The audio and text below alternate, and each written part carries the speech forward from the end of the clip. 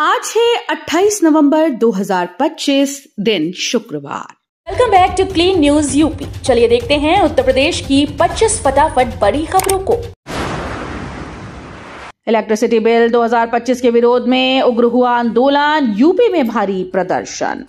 उत्तर प्रदेश में बिजली निजीकरण और इलेक्ट्रिसिटी बिल 2025 के खिलाफ आंदोलन एक साल पूरे होने पर और तेज हो गया है। गुरुवार को प्रदेश सहित देश भर में लाखों बिजली कर्मियों ने सड़कों पर उतरकर निजीकरण विरोधी प्रदर्शन किया। पूर्वांचल और दक्षिणांचल निगमों के निजीकरण के प्रयासों के खिलाफ यह आंदोलन लगातार 365वें दिन जारी रहा। गोरखपुर में राशन घोटाले पर कसा शिकंजा, 15,000 अपात्र राशन कार्ड धारकों के नाम कटेंगे। यूपी सरकार ने राशन कार्ड में गड़बड़ियों पर बड़ी कार्रवाई शुरू कर दी है। गोरखपुर में 1 महीने से चल रहे सत्यापन अभियान में चौंकाने वाले आंकड़े सामने आए। कुल 19,000 राशन कार्ड धारकों में से 18,600 का सत्यापन पूर्ण हुआ, जिसमें सिर्फ 3,600 लोग ही पात्र पाए गए, जबकि करीब 15,000 अपात्र निकले। अब जिला पूर्ति विभाग ने इन अपात्र कार्ड धारकों के नाम पोर्टल से हटाने की प्रक्रिया तेज कर दी है। सरकार का कहना है कि ये कदम सही लाभार्थियों तक योजना पहुंचाने के लिए जरूरी है। पीएचयू में बीपीएड एमपीएड छात्रों का हंगामा, केंद्रीय भर्ती में मान्यता की मांग पर कुलपति आवास घेरा। वाराणसी के बीएचयू में बीपीएड और एमपीएड के छात्रों ने केंद्रीय भर्ती परीक्षाओं में अपने कोर्स को मान्यता न मिलने पर जोरदार प्रदर्शन किया। छात्रों ने एनवीएस और ईएमआरएस जैसी परीक्षाओं का उदाहरण देते हुए कहा कि एनसीटी से अनुमोदित होने के बावजूद उन्हें बाहर किया जा रहा है, जिससे उनके भविष्य पर संकट खड़ा हो गया है। नाराज छात्रों ने कुलपति आवास का घेराव किया, जहां उनके प्रतिनिधिमंडल ने कुलपति से मुलाकात की। कुलपति ने आश्वासन दिया कि मसले को प्राथमिकता के साथ संबंधित स्तर पर उठाया जाएगा। यूपी में फाजिल नगर का बदलेगा नाम, सीएम योगी ने गाजियाबाद में किया ऐलान। गाजियाबाद में भगवान पार्श्वनाथ की मूर्ति स्थापना कार्यक्रम में पहुंचे मुख्यमंत्री योगी आदित्यनाथ ने बड़ा ऐलान किया। सीएम ने बताया कि फाजिल नगर, जहां भगवान महावीर ने महापरिनिर्वाण किया था, उसका नाम बदलकर पावा नगरी करने की प्रक्रिया शुरू कर दी गई है। योगी ने कहा कि उत्तर प्रदेश जैन तीर्थंकरों की पावन धरती रहा है और यहां की आध्यात्मिक परंपराएं विश्व मानवता को दिशा देती रहती हैं। उन्होंने अयोध्या में राम मंदिर में भगवा ध्वज आरोहण को भी देश हेतु गौरव का क्षण बताया। इंफ्रास्ट्रक्चर से इंडस्ट्रियल ग्रोथ तक यूपी में विकास का महाकुंभ, गोरखपुर गीडा बना निवेशकों का नया केंद्र। उत्तर प्रदेश आज देश का कनेक्टिविटी हब बनकर उभर रहा है। तेहरा एक्सप्रेसवे, 5 अंतर्राष्ट्रीय एयरपोर्ट और तेजी से बढ़ते औद्योगिक नेटवर्क के साथ योगी सरकार विकसित यूपी 2047 के विजन पर मजबूती से काम कर रही है। राज्य $1 ट्रिलियन की अर्थव्यवस्था के लक्ष्य की ओर बढ़ रहा है। इस कड़ी में गोरखपुर के गीडा में 36वां स्थापना दिवस महोत्सव शुरू हो रहा है, जहां 6,139 करोड़ के निवेश से डेयरी, कृषि और उद्योगों को नई गति मिलेगी। गन्ना किसानों से अवैध वसूली पर सख्ती, लोडिंग अनलोडिंग शुल्क लेने वालों पर होगी कार्रवाई। उत्तर प्रदेश में गन्ना किसानों से लोडिंग अनलोडिंग शुल्क और घटतोली की शिकायतों को गंभीरता से लेते हुए गन्ना आयुक्त मिनिस्ट्री एस ने विभागीय अधिकारियों को कड़ी निगरानी के निर्देश दिए। उन्होंने साफ कहा कि क्रय केंद्रों पर किसानों से किसी भी प्रकार की अवैध वसूली बर्दाश्त नहीं की जाएगी। चुनावी ड्यूटी में मौत पर अखिलेश का वार, बोले परिवारों को मिले 1 करोड़, मैं भी दूंगा 2 लाख। सपा अध्यक्ष अखिलेश यादव ने मतदाता सूची के विशेष गहन पुनरीक्षण के दौरान काम के दबाव में जान गंवाने वाले कर्मचारियों के लिए चुनाव आयोग से 1 करोड़ रुपए के मुआवजे की मांग की है। एक लेखपाल की आत्महत्या का जिक्र करते हुए उन्होंने इसे गंभीर लापरवाही बताया। अखिलेश ने एक्स पर लिखा कि यदि सरकार मदद नहीं देती तो वे खुद पीड़ित के परिवार को 2 लाख देंगे। वहीं फिल्म 120 बहादुर का शो देखने के बाद उन्होंने भाजपा और चुनाव आयोग पर उत्तर प्रदेश और बंगाल में करोड़ों वोट काटने की साजिश रचने का आरोप भी दोहराया।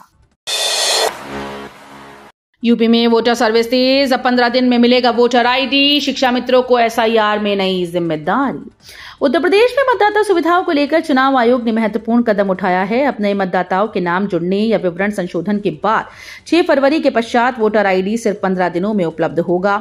इस समय प्रदेश की मतदाता सूची में 15.44 करोड़ नाम दर्ज हैं और बीएलओ घर घर सत्यापन में जुटे हैं। इसी बीच एसआईआर प्रक्रिया के दौरान शिक्षा मित्रों को नई जिम्मेदारी दी गई। वे घर घर जाकर असाक्षर व्यक्तियों की पहचान करेंगे। यूपी में किसानों को सोलर ऊर्जा का तोहफा, पीएम कुसुम योजना में 40,000 पंप सब्सिडी पर उपलब्ध। उत्तर प्रदेश सरकार ने किसानों के लिए पीएम कुसुम योजना के तहत बड़ी राहत दी। वर्ष 2025-26 में राज्य के 40,521 किसानों को सब्सिडी पर सोलर पंप दिए जाएंगे। पंजीकृत किसान 15 दिसंबर तक कृषि विभाग की वेबसाइट पर ऑनलाइन आवेदन कर सकते हैं। चयन ई लॉटरी के माध्यम से होगा। केंद्र और राज्य सरकार मिलकर सोलर पंपों पर भारी अनुदान दे रही है, जिससे किसानों की सिंचाई लागत घटेगी और उनकी आय में बढ़ोतरी होगी। फिरोजाबाद में रियल एस्टेट पर नई दरें, कांच उद्योग को सब्सिडी से मिलेगा निर्यात बढ़ाने का दम। फिरोजाबाद में मकान, दुकान, व्यवसायी भवनों के सर्कल रेट संशोधन की तैयारी शुरू हो गई है। प्रशासन तहसीलों से प्रस्ताव जुटाकर शासन को भेजेगा, जिसके बाद नई दरें लागू होने की संभावना है। दावा है कि इससे क्रेता, विक्रेता और रजिस्ट्री से जुड़े कर्मचारियों को सुविधा मिलेगी। वहीं कांच हस्तशिल्प व्यापारियों के लिए बड़ी राहत बनी है राज्य की निर्यात प्रोत्साहन नीति। सीएम योगी बरेली दौरे पर, नई टाउनशिप मुआवजा और आवासीय परियोजनाओं का होगा शुभारंभ। बरेली में मुख्यमंत्री योगी आदित्यनाथ के संभावित दौरे से पहले तैयारियां तेज हो गई हैं। बीडीए नई टाउनशिप के पहले 2 किसानों को सीएम के हाथों मुआवजा सौंपने की तैयारी में जुटा है। इसके साथ ही रामगंगानगर और ग्रेटर बरेली आवासीय योजनाओं का लोकार्पण और शिलान्यास भी कार्यक्रम में शामिल है।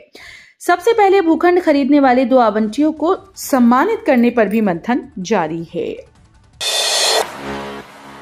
राम मंदिर ध्वज पर पाकिस्तान को बीजेपी का करारा जवाब। अयोध्या में राम मंदिर के भव्य ध्वजारोहण पर पाकिस्तान के विवादित बयान पर बीजेपी ने कड़ा रुख अपनाया। राष्ट्रीय प्रवक्ता शहजाद पूनावाला ने कहा कि पाकिस्तान का अल्पसंख्यकों के अधिकारों पर बोलना वैसा ही है जैसे ओसामा बिन लादेन दुनिया को शांति का संदेश दे रहा हो।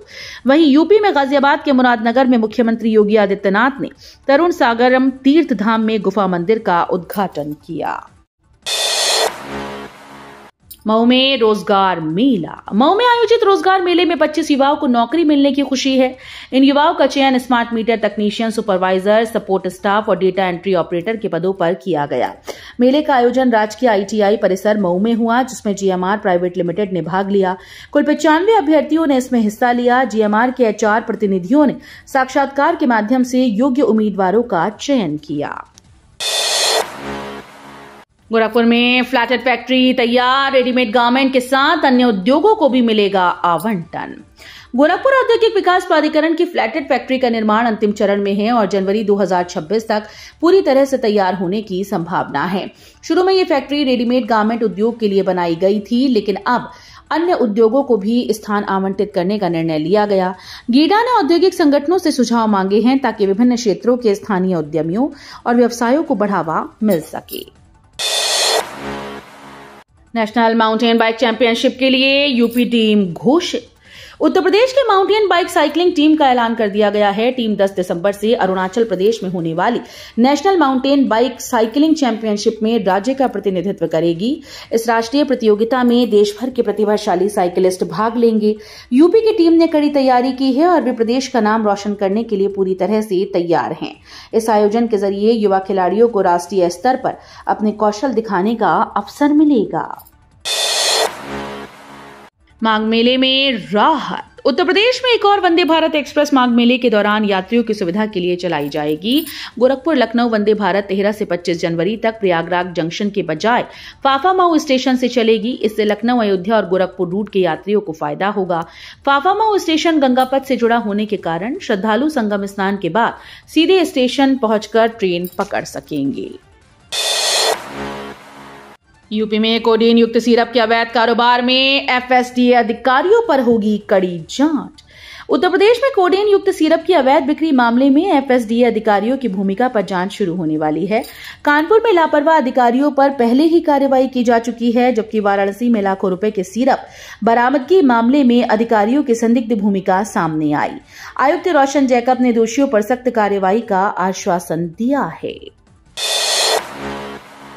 अटल नगर हाउसिंग स्कीम में बड़ी रौनक, 4,393 लोगों ने कराया अब तक रजिस्ट्रेशन। लखनऊ विकास प्राधिकरण की अटल नगर आवासीय योजना में बुकलेट खरीदने की अंतिम तिथि अब सिर्फ 3 दिन बची है। 30 दिसंबर तक बुकलेट लेने वाले लोग 2 दिसंबर 2025 तक ऑनलाइन पंजीकरण करा सकेंगे। पंजीकरण के लिए भवन मूल्य का 5% शुल्क, जबकि आरक्षित वर्ग के लिए 2.5% जमा करना होगा। एलडीए के अनुसार अब तक 4,393 लोग पंजीकरण करा चुके हैं।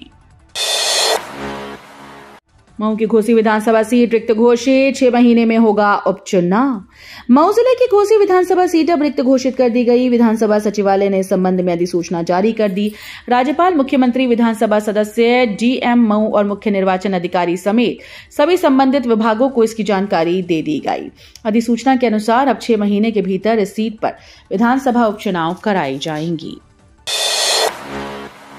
लखनऊ में भाजपा पार्षदों की चूड़ी कसी गई। हर दिन 25 घरों में मतदाता फॉर्म खटखटाने का निर्देश। लखनऊ महानगर संगठन ने भाजपा पार्षदों को मतदाता पुनरीक्षण अभियान के लिए कड़ा निर्देश दिया। आदेश के अनुसार हर पार्षद को रोजाना अपने वार्ड के 25 घरों में जाकर मतदाता फॉर्म भरवाने और जमा कराने होंगे। इसके साथ ये भी सुनिश्चित करना होगा कि जमा किए गए फॉर्म में कोई गड़बड़ी ना हो। अभियान 4 दिसंबर तक चलाया जाएगा। ये कदम चुनावी प्रक्रिया पारदर्शी और व्यवस्थित बनाने के साथ साथ नागरिकों को अपने मताधिकार का सही उपयोग सुनिश्चित करने के उद्देश्य से लिया गया है। आईआईटी कानपुर ने दिया घर पर बिजली बनाने का नया तरीका। विंड टरबाइन से मिलेगी स्वच्छ ऊर्जा। आईआईटी कानपुर के वैज्ञानिकों ने एक आधुनिक विंड टरबाइन मॉडल विकसित किया है जो हवा के हल्के झोंके 3.5 मीटर प्रति सेकंड की रफ्तार पर भी बिजली उत्पादन कर सकता है। इसका आकार छोटा होने के कारण इसे घरों, औद्योगिक भवनों और सरकारी कार्यालयों की छत पर लगाया जा सकता है। इस ऊर्ध्वधुरी विंड टरबाइन के माध्यम से वायु ऊर्जा का उपयोग आसान होगा और प्रदूषण मुक्त बिजली मिलेगी। परिषदीय विद्यालयों की अर्धवार्षिक परीक्षा टली, अब 10 दिसंबर से होगी। प्रदेश के परिषदीय और मान्यता प्राप्त स्कूल्स में कक्षा 1 से 8वीं तक की अर्धवार्षिक परीक्षाओं को टाल दिया गया। इसका कारण शिक्षकों और अन्य स्टाफ का निर्वाचक नामावलियों के पुनरीक्षण कार्य में व्यस्त होना बताया गया। इस वजह से पूर्व निर्धारित परीक्षा तिथियों में बदलाव किया गया है। अब अर्धवार्षिक परीक्षाएं 10 दिसंबर से आयोजित की जाएंगी। यूपी में 111 करोड़ के घोटाले और तस्करी पर एसटीएफ व पुलिस ने बड़ी कार्रवाई। उत्तर प्रदेश में 111 करोड़ रुपए के 2 बड़े घोटाले और अपराध सामने आए हैं। एसटीएफ ने 100 करोड़ के नशीले कफ सिरप तस्करी का खुलासा कर प्रमुख तस्कर अमित टाटा को लखनऊ से गिरफ्तार किया। आरोपी झारखंड, बंगाल, बांग्लादेश और नेपाल तक सिरप सप्लाई करता था। वहीं मध्याह्न भोजन योजना में 11 करोड़ के घोटाले में सहायक अध्यापक, प्रधानाध्यापक और जिला समन्वयक समेत 5 लोगों को गिरफ्तार किया गया। मुरादाबाद मदरसे पर शिकंजा, वर्जिनिटी सर्टिफिकेट मामले और 3 करोड़ संदिग्ध लेन देन की जांच।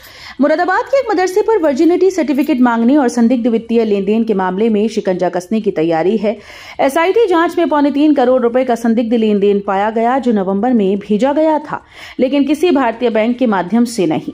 जांच टीम इस रकम के उद्देश्य की जांच कर रही है। इससे पहले इस मदरसे के खिलाफ वर्जिनिटी सर्टिफिकेट मांगने के मामले में प्राथमिकी दर्ज की जा चुकी है।